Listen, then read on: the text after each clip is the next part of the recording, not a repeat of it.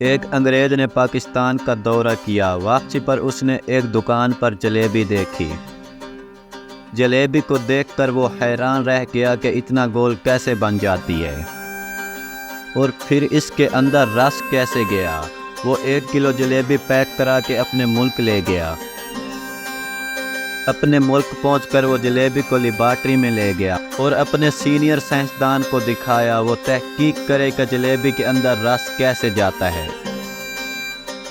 اس پر senior سائنسدان نے غصے سے اپنی دراز کھولی اور اس میں سے ایک سموسہ نکال کر اسے دکھا کر کہا، تم پاکستان سے آئے ہو؟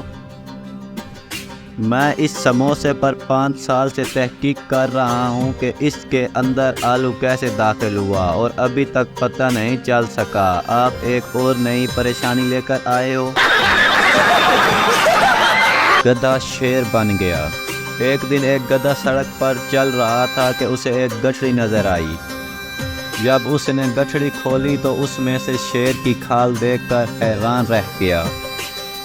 گدھا بہت خوش ہوا اور شیر کی کھال پہن لی اور گدھے نے کہا، آہا، یہ بہت اچھا ہے، میں اب کیسا دکھتا ہوں؟ یہ دیکھنے کے لیے گدھا قریبی تالاب میں گیا اور اپنا عکس دیکھا۔ اب میں شیر بن گیا ہوں۔ اب میں ان سب کا مذاق اڑاؤں گا جو میرا مذاق اڑاتے تھے۔ گدھا بھاری قدموں سے جنگل میں داخل ہوا۔ شیر نما گدھا دیکھنے والا پہلا جانور ہرن تھا۔ لالا شیر، ہرن نے کانپتے ہوئے کہا اور ڈرتے ڈرتے درختوں کی طرف بھاگا۔ کتنا مزہ ہے، گدھے نے اپنی کامیابی پر خوش ہوتے ہوئے کہا۔ اسی دوران اس نے ایک لومڑی کو آتے دیکھا۔ شیر کو دیکھ کر لومڑی خوف سے کانپنے لگی اور کہا، جناب تم بہت معزز اور اعلیٰ درجے کے اور اچھے جانور ہو، مجھے مت کھاؤ۔ لومڑی نے گدھے کے قدموں میں گر کر اپنی جان کی بھیک مانگی۔ کچھ ہی دیر میں سارے جنگل میں ہنگامہ مچ گیا کہ ایک شیر جنگل میں گھس آیا ہے۔ بندر ڈر کے مارے ایک درخت سے دوسرے درخت کی طرف بھاگنے لگے۔ خرگوش اپنی بلوں میں چھپنے لگے۔ کتنا مزہ ہے، اب مجھے شیر کی طرح گرجنا ہے اور انہیں ڈرانا ہے، گدھے نے اپنے آپ سے کہا اور پھر شیر کی طرح گرجنے لگا، لیکن اس کی گرج میں ایک الگ آواز گدھے کی طرح نکلی۔ تمام جانور یہ آواز سن کر باہر نکل آئے۔ انہیں گدھے کی اصلیت جاننے میں زیادہ دیر نہیں لگی کہ یہ دراصل گدھا ہے جو شیر کی کھال میں آیا ہے۔ تمام جانور آئے اور گدھے کو بہت مارا۔ اس کے بعد گدھے نے توبہ کی کہ اب وہ جنگل کے جانوروں کو تنگ نہیں کرے گا۔ اخلاقی سبق: اس کہانی سے ہمیں یہ سبق ملتا ہے کہ چاہے وہ کتنا ہی بیوقوف کیوں نہ ہو، اس کی بیوقوفی اس کی گفتگو سے ہی ظاہر ہوتی ہے۔ عقل مند مرغا۔ کہتے ہیں کسی زمانے میں ایک سوداگر تھا اور بڑا مالدار بھی تھا۔ وہ مختلف جانوروں کی بولیاں بھی اچھی طرح سمجھتا تھا۔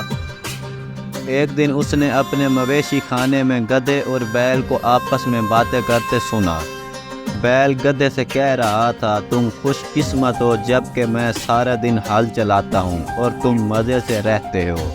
گدھے نے کہا، میرا کہا مانو تو تم بھی آرام پاؤ گے۔ کل کام کے وقت بیمار پڑ جانا تو مالک تم سے کام نہیں لے گا۔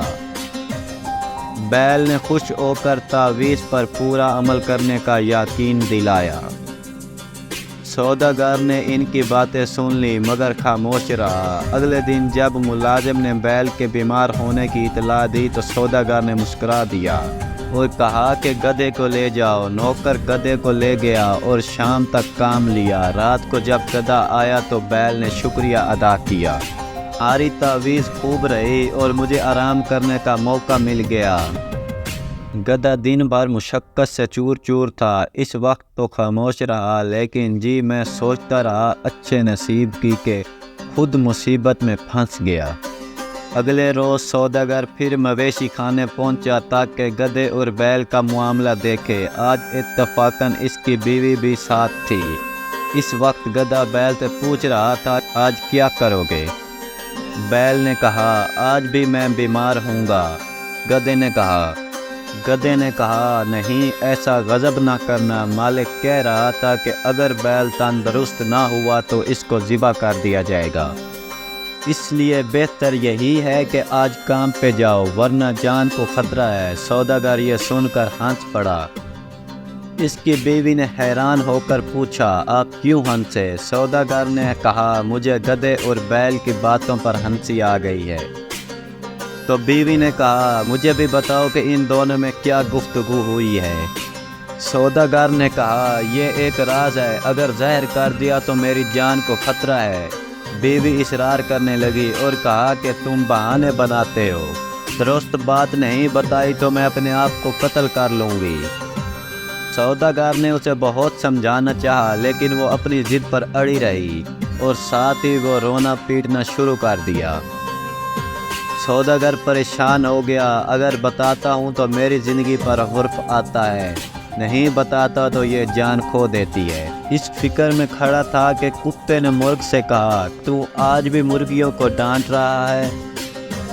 مرغ بولا، کیوں، آج کیا بات ہے؟ کتے نے کہا، آج ہماری ملکہ مالک سے ایسے راز دریافت کرنے پر اصرار کر رہی ہے کہ اگر بتا دیا تو مالک کی جان خطرے میں پڑ جائے گی، مالک نہ بتائے تو ملکہ جان دینے کے لیے تیار ہے۔ مرغ نے کہا، مالک بیوقوف ہے جو ایک بیوی کو قابو نہیں رکھ سکتا، مجھے دیکھو میں نے 50 مرغیوں کو سنبھال رکھا ہے، اگر میری مرضی کے مطابق کے خلاف ذرا بھی کام کریں تو مار مار کے سیدھا کر دوں۔ یہ سن کر مالک نے ہنٹر اٹھایا اور بیوی کو مارنا شروع کر دیا۔ عورت ڈر گئی اور سوداگر کے قدموں میں گر کر معافی مانگی کہ تمہاری مرضی کے خلاف آئندہ کوئی کام نہیں کروں گی اور کبھی ضد نہیں کروں گی۔